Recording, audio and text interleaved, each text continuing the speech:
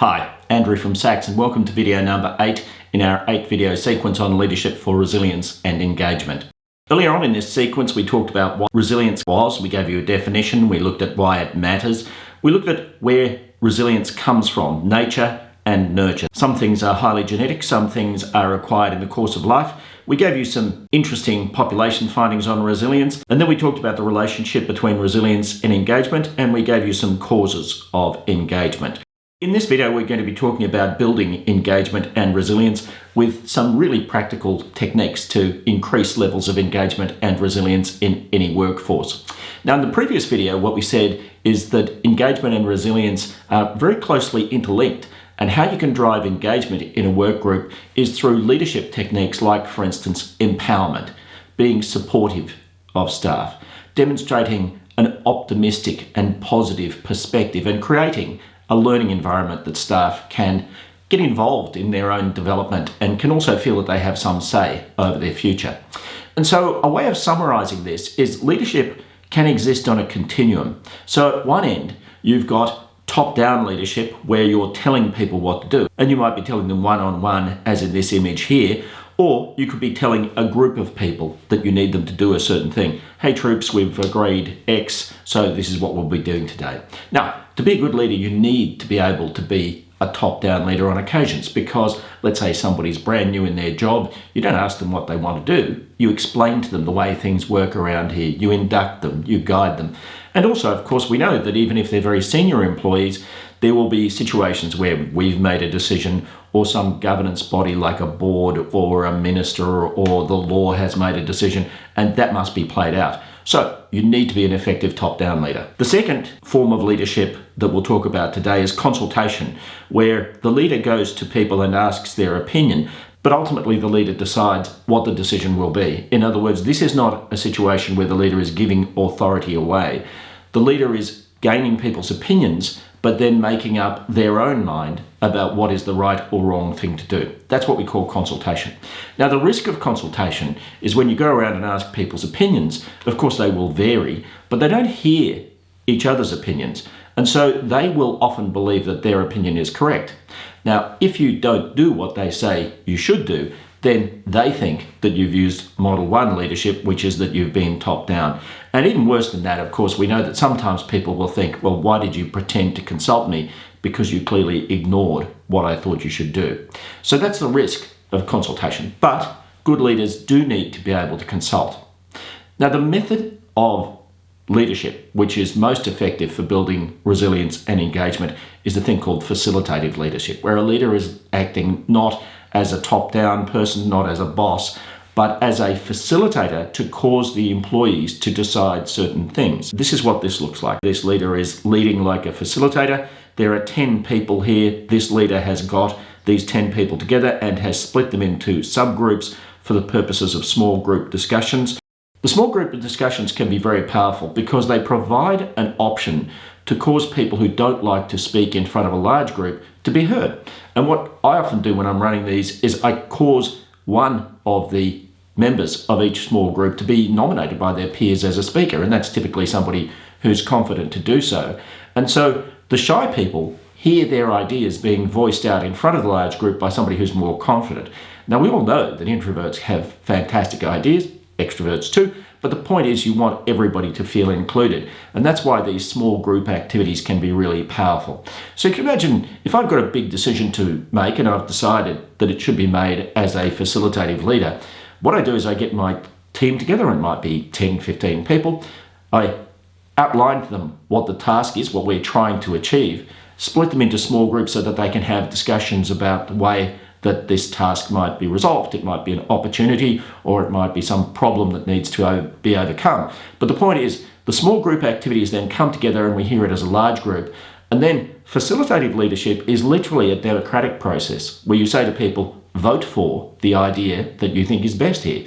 So you can imagine that groups come up with 5 ideas, 2 from this group, 1 from this group, 2 from this group, or whatever. But then you put them up on a whiteboard or on a flip chart, or if you're doing it electronically, you might put it on a Zoom whiteboard or something like that, but you get people to vote for it.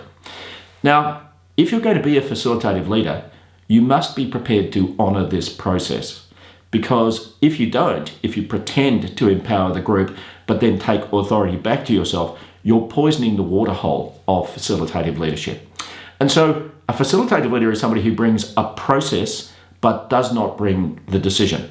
And good leaders are able to decide when I need to be top-down, when I need to be consultative, and when I need to be facilitative.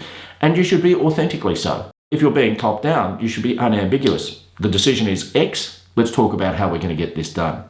If you're consulting, the decision will be influenced by your opinions, but I'm going to make the decision. If you're going to be a facilitator, then what you'll be doing is that you'll be telling people, I will not make this decision, I will run a process, and whatever you vote for, I will back and support. Now, the important thing about facilitative leadership is, firstly, it lives out the 4 key things we mentioned earlier. It's empowering, it's optimistic and positive, it's supportive of staff, and it also causes people to learn. So from a leadership point of view, it's the way you can maximize engagement and resilience in a work group. But as well as that, it kind of coaches people to be more likely to solve their own problems, because you're coming to people and you are letting them make important decisions. And this is a very powerful thing. When this is done, you will end up with excellent decisions that you would never have dreamed up yourself, because you're really using people power. It's a kind of a mini form of crowdsourcing, if you want to put it that way, to come up with the best possible ideas. But the key point is, if you come up with an idea that's, let's say, 70% right through a facilitative leadership process, the level of engagement that people will have with that idea makes it way more likely to succeed. So if you come up with the perfect solution, 100% solution by yourself, well, you've got the perfection component, but you don't have the support component, the engagement component. And that's why facilitative leadership is an excellent way of building resilience and engagement. Now, you're watching this video, I'm talking in Australia, and in Australia, in fact, frankly, across the Western world, the style of leadership that's most popular is a combination of 1 or 2, where there'll be times when you tell people what to do and times when you consult them for their opinion, but you make your decision. That's why I think there's a wonderful competitive advantage in people leadership by learning the skills of facilitation. Now, we don't have time to go into all of the skills of facilitation in this video, but they are things to do with active listening, creating the structures where you can facilitate so that you're drawing the solution out of the group. And also, I think one of the key skills of facilitative leadership is learning when to do number 1, 2, or 3. Top-down, consultation, or facilitation. And it might surprise you to hear this, but I believe that model 3 is best when an issue is contentious, because when people do a model 3 leadership exercise, they hear that their trusted colleagues have different opinions from them, and that's an incredibly useful learning exercise. I've often seen groups broaden their perspectives individually by virtue of being involved in such an activity. One of the other things that we can do is to undertake positive psychology activities, and these can be done on an individual and a group basis. Resilience and engagement are positive mind states, and they come from positive interactions with other people. Partially. They also come from your personality and they come from your value set and those sorts of things. But once you've hired somebody, what you can do is you can cause them to be more resilient and more engaged by, in effect, focusing on the positive and causing them to have more positive interactions. And there are a number of evidence-based positive psychology techniques which work well at both an individual level and at a group level. Reducing focus on the past and concentrating on the future, making plans about how to get there. Have you ever noticed that groups which are nostalgic tend to lack energy? Well, there are neurological reasons for this.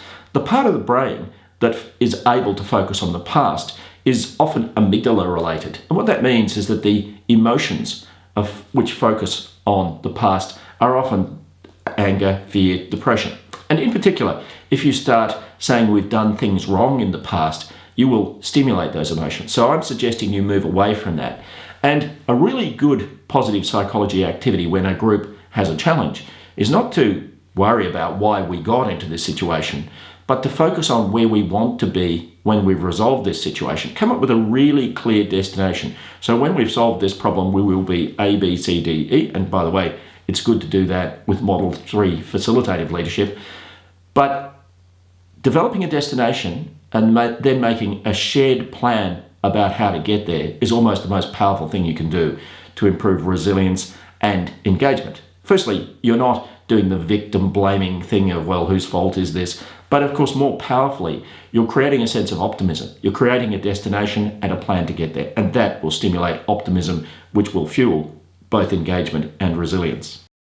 So the next technique is a gratitude exercise. It's called the 3 blessings. The science component of this came originally from Martin Seligman, who used it to deal with children who suffered from depression, and in particular a thing called learned helplessness. And what you do with the 3 blessings is once a day, typically at night, later in the day, you write down 3 good things that happened to you that day. It's a good thing to write them down because you're sending a message to your brain. So you reflect on the 3 good things that happened to you that day. You also wake up the next day, you look at the 3 good things that happened to you the day before, and then you remind yourself that you're going to do the same exercise that night. And you do this day after day after day. Now, when people find this difficult to do, that's good news because it means that they're going to get a lot of benefit out of this exercise. If you can't think of good things, you need to practice that because what you're doing is you're creating the capacity for your brain to focus on the positive. People who do this longitudinally will markedly improve their well-being. It's a very good stress management technique, for instance. The next technique focuses on the future, and it's a learned optimism exercise where you look at 3 anticipations. So you might do the 3 blessings every day, but let's say once every week or something, you might talk about the things that you're looking forward to in the coming week. And again, you're training your brain to be more optimistic. What am I going to look forward to? And so you bring the positive things to the front of your mind, and that increases your levels of resilience. Now, if some of those good things are work-related, you'll also increase your levels of work engagement. The next exercise is acts of generosity. We hear so much about the fact that human beings are selfish. And we are selfish. There's no question about that. All you have to do is look at any post on social media and you'll see examples of selfishness. But you will also see wonderful examples of generosity. It depends on which part of your brain is active at the time. And it turns out that if we act generously towards other people, we increase our own levels of well-being. That is, I think, one of the reasons why, of all of the participant activities in the world, volunteering is a very popular one. People volunteer, they're being generous, but it makes them feel better for a couple of reasons. One, we build our social relationships by doing so, and we know that that helps well-being and resilience. But as well as that, it's powerful to be generous. Sometimes when people feel that they have no agency, no effect on their own lives, doing something generous for other people puts a light to that, doesn't it? Because it proves, well, I can do something. I have authority. I can do generous things for other people. How can a person who has no agency in their life do that?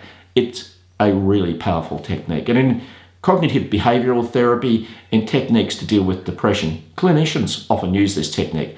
Do random acts of kindness, and it brings you out of yourself to a certain extent. It can be done on a work group level too. Signature strengths exercises by reflecting on your own strengths. What am I good at? And writing them down and reminding yourself of them and planning how to use these in your day-to-day life. You increase your own levels of well-being and resilience.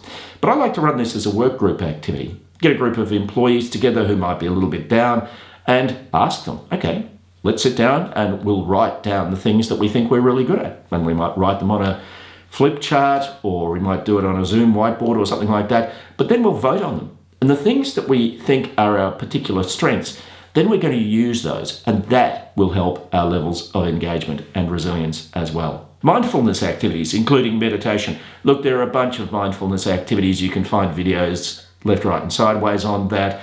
And also there are phone apps so you can listen to mindfulness-based activities. But what we're finding is that mindfulness was considered to be a kind of a sit down and meditate activity. But we're finding that what's called ambulatory mindfulness, forms of mindfulness as you walk around, can be really powerful. And they can be things like take a mindful walk, where you seek to still your thoughts, but you seek to just soak up the impressions of what you experience as you're walking. So that might be the feel of the pavement underneath your feet, the feel of the wind, what you're smelling, what you're seeing. And sure, thoughts come. Mindfulness is not about not having thoughts. Mindfulness is about recognizing those thoughts and releasing them so you can get back to the business of focusing on the here and now. Are you up for sitting down, meditating, maybe in the lotus position. Well, great if you can, but many people can't or don't feel comfortable to do that. So more contemporary techniques are shorter form. And we often find in early childhood, there's a technique called 5-4-3-2-1, which people find very powerful. So the 5-4-3-2-1 technique is you look around you and you notice 5 things that you can see. Then you close your eyes and you notice 4 things that you can feel, 4 bodily sensations. And still with your eyes closed, you might focus on 3 things that you can hear. And then you might focus on 2 different smells. And then finally, the taste in your mouth. What can you taste? Now, this is an activity that takes no time at all, but proves to improve people's mindfulness. And the concept of mindfulness is just like everything else I've mentioned in this video. The more you practice it, the more benefit you'll get from it, and the more it will become easy to do. Especially, one of the techniques that you might use is that you might key a special word with the mindfulness activity. So if you've got a word that you repeat to yourself as you're doing this mindfulness activity from time to time, what that can do is it can make that word more able to cause you to be relaxed if you're going to take on some sort of a challenge. So that concludes our 8th video in this 8 video sequence on leadership for resilience and engagement. I hope you found it useful. And if you come to our website and our Knowledge Hub, you'll also be able to get all of the references that are attached to this video. Thanks for watching.